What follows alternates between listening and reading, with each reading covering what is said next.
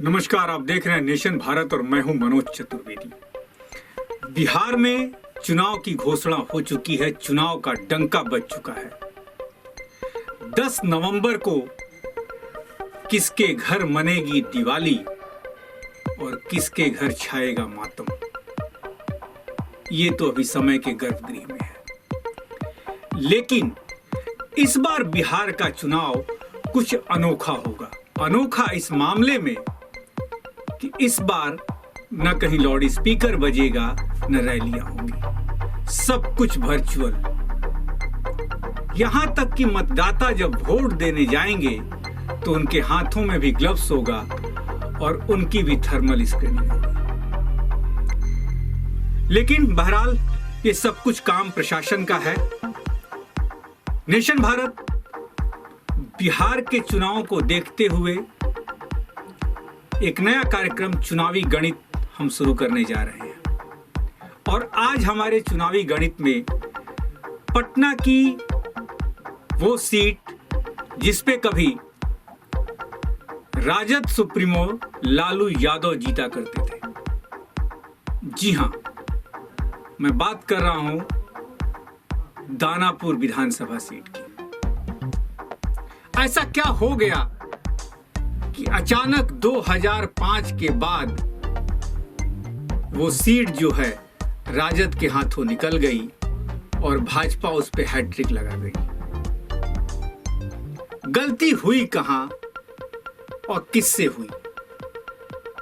Vote बटे तो बटे क्यों? इसका भी एक खास कारण है। 2005 में अभी की जो भाजपा की एमएलए हैं, जो विधायक हैं आशा सिन्हा, उनके पति की हत्या होती है। पार्टी उन्हें टिकट देती है और वो पहली बार शायद सिंपैथी वोट से जीतकर विधानसभा पहुंच जाती है। लेकिन दूसरी बार आखिर कहां गलती हो गई इस यादव बहुल्य सीट पर, जिस पर दबदबा कहा जाता था कि राजद ये मान के चलता था हमेशा कि ये सीट तो उसकी पक्की है। 2010 में फिर से आशा देवी चुनाव जीतती हैं। 2015 में भी वो चुनाव जीतती हैं, लेकिन यहां फासला कुछ कम हो जाता है। और फासला कम होने का कारण भी है। यादव बिरादरी के 2 उम्मीदवार खड़े होते हैं, वोटों का बंटवारा होता है और आशा देवी मामूली 5500 5,500 वोटों से विजयी प्रत्याशी घोषित होती है। हम सबसे बड़ी बात दानापुर चुनाव का जो विश्लेषण कर रहे हैं, दानापुर विधानसभा चुनाव की जो गणित आपको बता रहे हैं, उसमें हम आपको बता दें कि दानापुर विधानसभा सीट में करीब 3.5 लाख वोटर हैं, जिसमें 1,80,000 के आसपास पुरुष हैं, 1,50,000 के आसपास महिलाएं हैं। अब यदि हम दानापुर सीट की विधानसभा सीट की जातिवाद का वर्गीकरण कर दें तो इसमें करीब 65,000 के आसपास अगड़ी जाति के लोग हैं। यादव 35,000 हैं, कुशवाहा 25,000 हैं, कुर्मी 15,000 हैं, वैसे जो है 65,000 है। अब आप सोच सकते हैं कि अगड़ी जाति के बाद यदि सबसे बड़ा वोट बैंक दानापुर में किसी का है तो वो है वैश्य समाज का। और यही वैश्य समाज है जो कि भाजपा को 2005 से लेकर 2015 तक विधानसभा में आशा देवी को पहुंचाते रहा है। जहां हम बात करें मुस्लिम वोटरों की, तो दानापुर विधानसभा में मुस्लिम वोटरों का कोई बहुत ज्यादा अस्तित्व नहीं है। करीब 3,000 के आसपास मुस्लिम वोटर हैं, जो कि बहुत ज्यादा चुनाव को इफेक्ट नहीं करते हैं।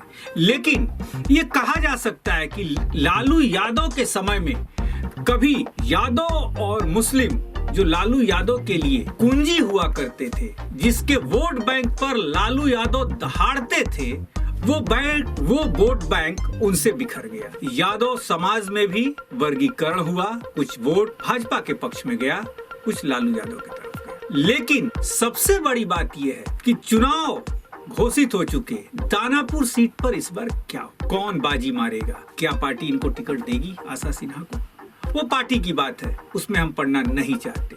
लेकिन सबसे बड़ा वोट बैंक जो अगड़ा समाज और वैश्य समाज है, करीब करीब तो 1.25 लाख वोट इन दोनों समाजों को मिलके है। और ये वोट बैंक जिधर जाएगा जीत उसी की होती है। कहा यह भी जाता है कि भाजपा का वहां से जीतने का एक और भी कारण है, एक और भी फैक्टर है। दानापुर विधानसभा क्षेत्र का विस्तार हो रहा है।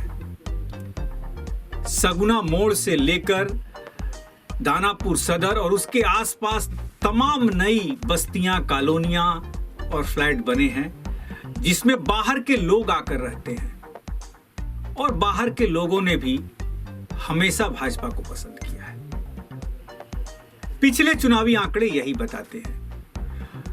हम खास करके जब दियर क्षेत्र की बात कर लें, जो दानापुर विधानसभा में आता है, पानापुर से लेकर वो पूरा दियरा इलाका जो है, वहां से तो राजद जीतते हुए निकलता है। लेकिन जैसे ही दानापुर शहरी इलाके में काउंटिंग शुरू होती है, राजद पिछड़ जाता। लेकिन इस बार सभी पार्टियों ने अपने अपने पत्ते बिछाए हैं, अपनी अपनी चालें चली हैं। देखना अब ये होगा कि दानापुर की जनता, और वो भी खास करके अगड़ी जाति, किसके साथ, क्या दानापुर में यादव बिरादरी के वोट का फिर से वर्गीकरण होता है। यदि वर्गीकरण हो गया, 2 उम्मीदवार खड़े हो गए, तो ये निश्चित है कि भाजपा वहां से फिर इस बार चौथी बार निकल जाएगी और जीत का सेहरा भाजपा की ही सर से। बहरहाल ये तो समय के गर्भ में है, लेकिन चुनाव प्रचार शुरू हो गया, रैलियां वर्चुअल होंगी और नेशन भारत का भी चुनावी गणित में ये इंतजार रहेगा कि दानापुर की सीट किसके खाते में। कल हम फिर एक नए विधानसभा सीट की चर्चा करेंगे चुनावी गणित में। तब तक के लिए मनोज चतुर्वेदी को दीजिए इजाजत। आप देखते रहिए nation Bharat. Nation Bharat channel को सब्सक्राइब कीजिए, हमारे फेसबुक पेज को लाइक कीजिए। नमस्कार।